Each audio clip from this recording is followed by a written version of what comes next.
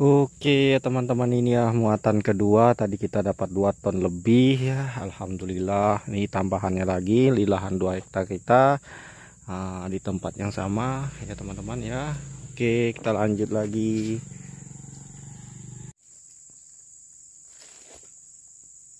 Oke, baiklah ya kawan-kawan semua, kita muat lagi untuk retretan yang kedua dengan cuaca yang hujan terus ya teman-teman. Di sini cuaca nggak terlalu baik ya, hujan terus, sudah mulai musim hujan cukup tinggi ya untuk di daerah saya di Kalimantan. Kenapa hujan ini cukup lumayan tinggi di daerah tempat saya ini sekarang? Karena memang hutan kita mengalami penggundulan besar-besaran ya teman-teman.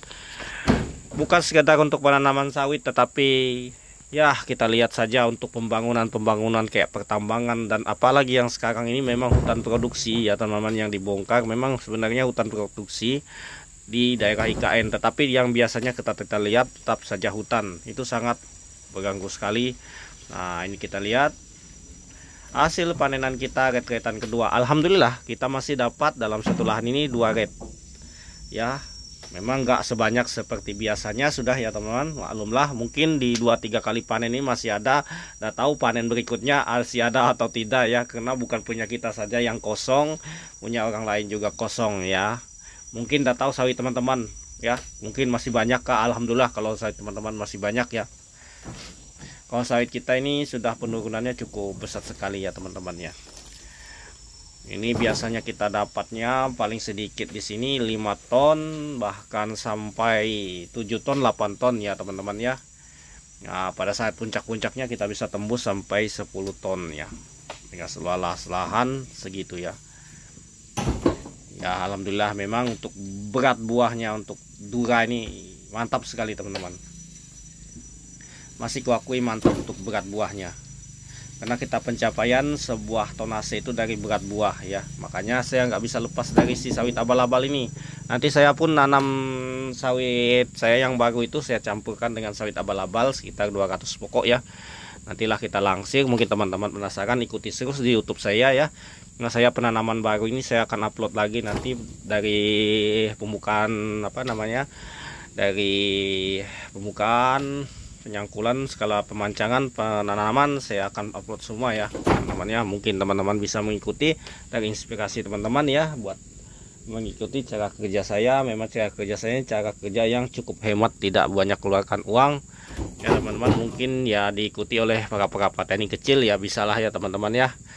Karena saya berawali dari petani kecil ya teman-teman, petani swadaya, dan ini yang nggak punya modal ya teman-teman, punya lahan sedikit, dikelola untuk menanam sawit ya. Alhamdulillah hasilnya saya tidak bekerja lagi di perusahaan-perusahaan ya. Kalau dulu saya masih mengemis pekerjaan di tempat lain ya teman-teman ya. Alhamdulillah sejak kita nanam sawit abal-abal nih, kita alhamdulillah untuk hasilnya cukup lumayan baik, cukup lah menurut saya.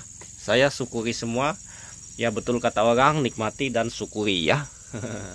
Ya semoga teman-teman ya, untuk perawatan pun saya sangat minim sekali ya teman-teman. Mungkin yang seperti orang yang menanam sawit abal-abal yang lain atau sawit unggul yang lain, mereka menanam itu melakukan pemupukan 3 kali setahun ya teman. Kalau kita nggak sanggup menanamkan pemupukan 3 kali setahun, nanti kita tidak bisa menabung untuk menambah lahan.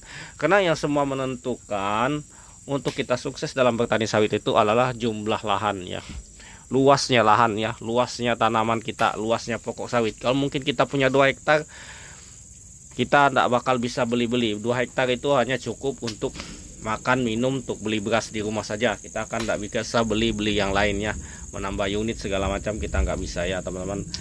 Beda halnya kalau kita punya luas sekitar 10 hektar sampai 15 hektar, otomatis kita bisa beli-beli yang lain. Karena hasil sawit 2 hektar itu kita tahu sendiri ya, ya paling mentok-mentok ya 10 ton ya untuk pada saat panen puncak. Kalau panen saat ini ya paling mentok ya 2,5 ton saja. Itu pun yang perawatan bagus itu bisa dapat 3 ton sampai 4 ton di panen per 1 bulan ya teman-teman. Itu perawatan bagus. Kalau perawatan teman-temannya tidak bagus ya mentoknya ya segitu-gitu saja. Makanya saya katakan jangan terlalu pelit-pelit dengan sawit. Kita pupuk, nanti hasilnya kita tabung. Pokoknya intinya untuk bertani sawit ini kita harus penuh dengan perhitungan ya teman-teman. kalau mau jadi berjaya seperti orang, karena kita harus ada terus menambah lahan ya teman-teman. Lahan tuh harus ditambah. Nah, jangan malah kita jual. Itu sangat salah sekali. Kita harus menambah, karena sawit ini memang gak cukup kalau kita punya lahan yang sedikit. Makanya PT-PT itu sangat sukses sekali, karena memang mereka punya lahan yang luas, mengelola tanah HGU ya teman-teman. Tanah-tanah HGU itu, tanah HGU itu luasnya puluhan hektar ya. Makanya bisa mereka mengangkat karyawan banyak, mereka punya modal banyak. Nah intinya seperti itu ya teman-teman. Mungkin kalau kita masih mempertahankan, ada saya melihat itu omongan orang, dia masih bisa mempertahankan karena harga 1 hektarnya 300 juta, katanya kita rugi kalau beli lahan 1 hektar 300 juta. Nah itu dia, daripada kita simpan uang kita di bank, atau kita simpan, kita putar-putar buat modal kalau hasilnya segitu-segitu saja dengan modal usaha yang gak pasti ya teman-teman. Mending lebih baik kita kita invest saja ke lahan, ke perkebunan sawit. Karena itu untuk lahan perkebunan sawit ini sudah pasti kalau sudah kita tanam, pasti sudah kita dapat hasilnya ya teman-teman ya. Coba saja yang saya katakan ini, mungkin bisa mengikuti. Mungkin kalau nggak sesuai dengan pikiran teman-teman ya jangan diikuti ya teman. Kalau sistem ide saya seperti itu ya teman-teman. Seperti itulah. Nah inilah hasilnya kita ya teman-teman ya. Seperti ini hasilnya. Oke, kita langsung ke pabrik saja.